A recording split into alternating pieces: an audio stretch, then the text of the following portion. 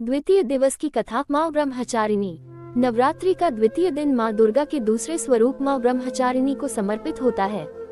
ब्रह्म का अर्थ होता है तपस्या और चारिणी का अर्थ होता है आचरण करने वाली। इस दिन माँ की पूजा करने से भक्तों को आत्मबल और संयम की प्राप्ति होती है।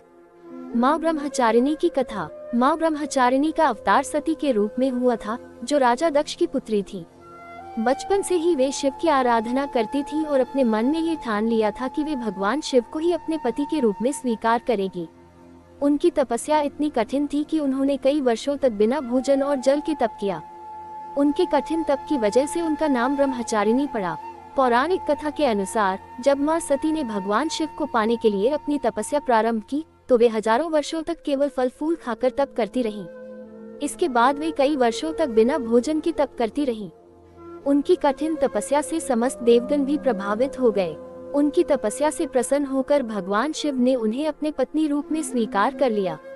माँ ब्रह्मचारिणी का ये रूप संयम, त्याग और आत्मनियंत्रण का प्रतीक है। उनकी पूजा करने से व्यक्ति में सहनशीलता, धैर्य और अनुशासन की भावना उत्पन्न होती है। भक्तों का विश्वास है कि इस दिन माँ की पूजा करने से जीवन में आने वाली कठिनाइयों से पार पाने की शक्ति मिलती है। पूजा विधि। नवरात्रि के दूसरे दिन माँ ब्रह्मचारिणी की पूजा करते समय भक्तों को अपने मन और आत्मा को शुद्ध करना चाहिए। उन्हें सफेद फूल, अक्षत, रोली और चंदन अर्पित किए जाते हैं। इसके साथ ही शुद्ध घी का दीपक जलाकर माँ की आरती की जाती है। माँ को मिश्री, दूध और पंजीरी का भोग लगाया जाता है। माँ ब्रह्मचारिणी की पूजा करने से भक्तों को विशेष रूप से धैर्य, साहस और समर्पण की प्राप्ति होती है, जो जीवन के कठिन दौर में सहायक होते हैं।